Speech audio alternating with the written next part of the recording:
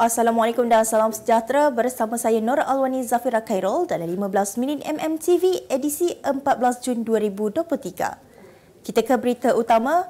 Dewan Undangan Negeri Kelantan bagi penggal ke-14 secara rasminya dibubarkan pada 22 Jun ini bagi memberi laluan kepada pilihan raya negeri.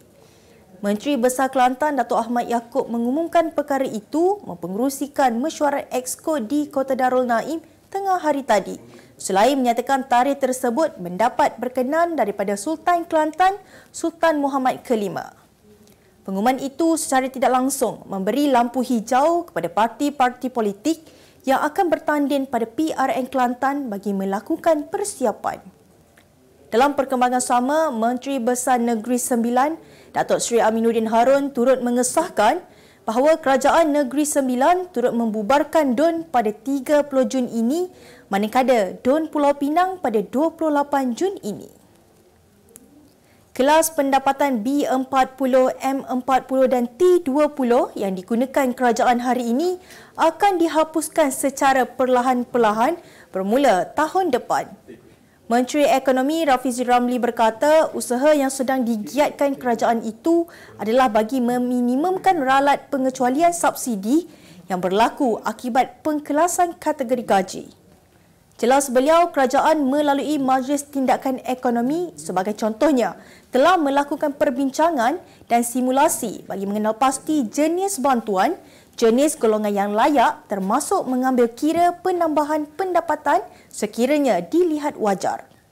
Rafizi yang ditemui media selepas mengadakan lawatan ke tapak mesin layan diri Inisiatif Pendapatan Rakyat di Pusat Perubatan Universiti Malaya hari ini memberitahu peralihan dasar sosioekonomi berasaskan pendapatan B40, M40 dan T20 itu akan beralih kepada konsep pendapatan boleh belanja bersih isi rumah bermula Januari 2024. Menteri Dalam Negeri Datuk Seri Saifuddin Nasution Ismail pada sidang akhbar di lobi Parlimen hari ini menjelaskan bahawa Timbalan Perdana Menteri Datuk Seri Dr. Zahid Hamidi melawat bekas Perdana Menteri Datuk Seri Najib Tun Razak di penjara Kajang setelah mendapat kebenaran dari pihak penjara.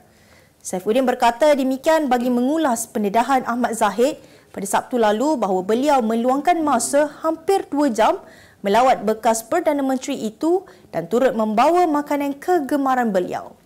Jelasnya, urusan berkenaan mematuhi peraturan-peraturan penjara 2000 selain beliau mengesahkan telah dimaklumkan mengenai lawatan itu oleh Ketua Pengarah Penjara Datuk Nordin Muhammad. Walau bagaimanapun, beliau menegaskan tidak mencampuri sebarang proses atau urusan lawatan berkenaan kerana ia dikendalikan sepenuhnya oleh Jabatan Penjara. Terdahulu, pertemuan empat mata antara Ahmad Zahid dan Najib telah didedahkan sendiri oleh Presiden UMNO itu dalam ucapan penggulungan pada Perhimpunan Agong UMNO baru-baru ini. Perdana Menteri Datuk Seri Anwar Ibrahim akan mengadakan pertemuan dengan semua pegawai daerah di seluruh negara minggu depan bagi membincangkan usaha menoktakan masalah kemiskinan tegar di negara ini. Timbalan Menteri Kewangan Datuk Seri Ahmad Maslan berkata, ia adalah usaha kerajaan bagi menangani isu kemiskinan di negara ini khususnya di luar bandar.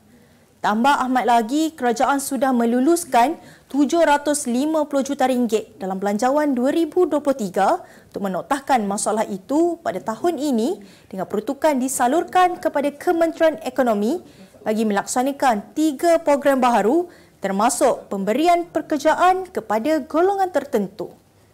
Terdahulu, Datuk Dr. Nik Muhammad Zawawi Saleh yang mewakili Parti Perikatan Nasional meminta kerajaan menjelaskan mengenai program baharu yang diperkenal kerajaan dalam usaha menoktakan masalah kemiskinan tegar negara. Utusan Malaysia dan Cosmo melancarkan satu lagi produk terbaru. Apa yang ada dalam Iklaneka?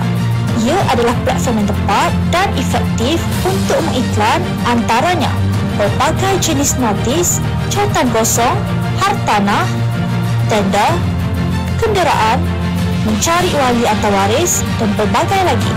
Apa yang anda cari? Semuanya ada di sini. 2 dalam 1. Layari iklaneka.utusan.com.my. kembali lagi.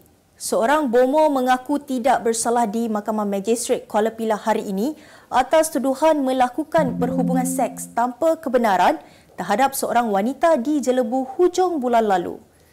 Tertuduh Nur Muhammad Ahmad, 57 tahun, membuat pengakuan berkenaan selepas pertuduhan dibacakan di hadapan Magistrate Saiful Sayuti. Berdasarkan pertuduhan, pada 30 Mei lalu, kira-kira pukul 10.30 malam bertempat di ruang tamu dalam rumah mangsa di Jelebu, telah didapati melakukan perhubungan seks dengan cara memasukkan jari ke dalam kemaluan mangsa tanpa kebenaran. Oleh yang demikian, tertuduh telah melakukan suatu kesalahan di bawah Seksyen 377 CA Kanun Kesesaan kerana melakukan seks tanpa kerelaan mangsa, sama yang memperuntukkan hukuman penjara sehingga 30 tahun dan sebatan. Magistrate kemudiannya tidak menawarkan wang jaminan dan menetapkan 17 Julai ini sebagai tarikh sebutan semula kes bagi serahan dokumen dan lantikan peguam di Mahkamah Seksyen Kuala Pilah. Alhamdulillah, pengakhiran baik buat kami. Kami bercerai talak 1 kali kedua.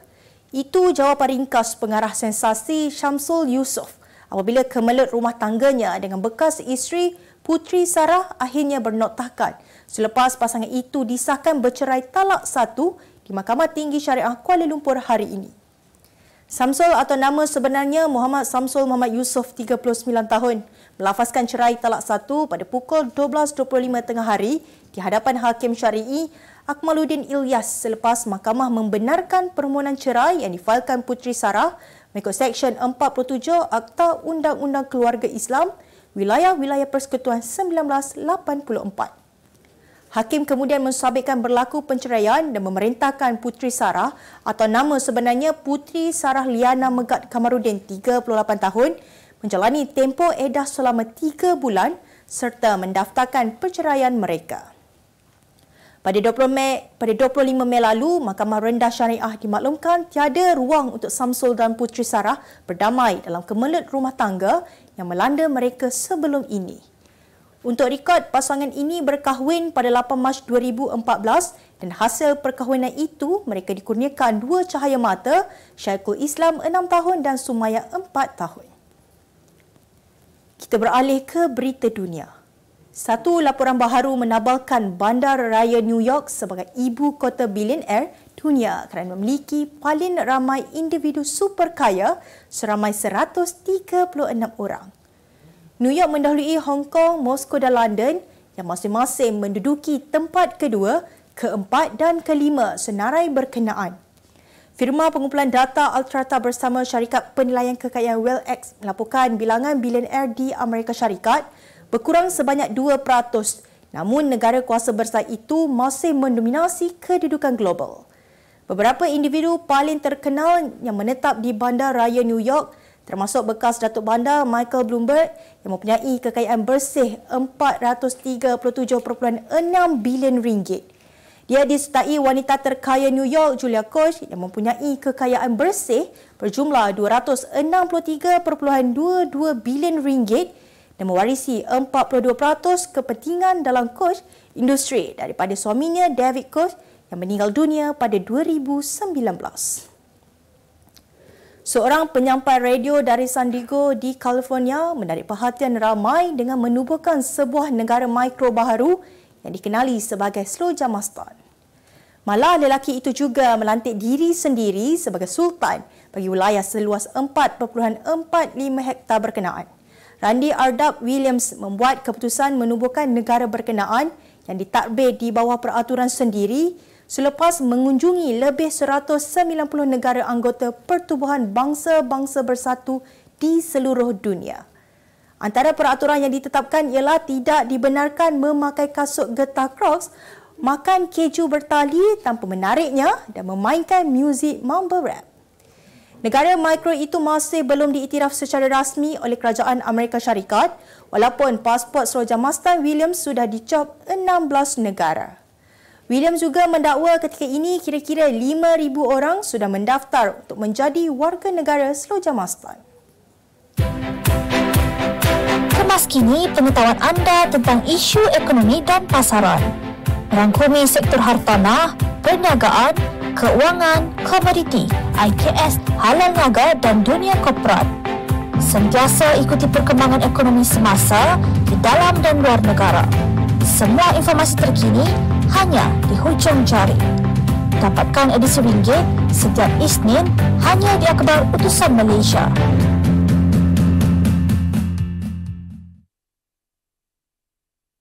Kita teruskan ke segmen Halal Niaga minggu ini. Apple Hotel yang ditubuhkan sejak 6 tahun lalu bukan sekadar menyediakan kemudahan penginapan, malah turut menekankan aspek syariah yang wajib dipatuhi pelanggannya. Pengurusnya Mimi Shakira Rosli berkata penekanan aspek syariah itu termasuk tidak membenarkan mana-mana pasangan Muslim menginap tanpa bukti ikatan perkahwinan. Paling diberatkan ialah pasangan beragama Islam yang belum berkahwin tidak boleh check-in selagi tak ada bukti sijil nikah atau kad nikah. Dekat sini prosedur kami untuk pasangan beragama Islam, especially kita galakkan untuk pamerkan sijil atau kad nikah sewaktu check-in sebagai pengesahan lah.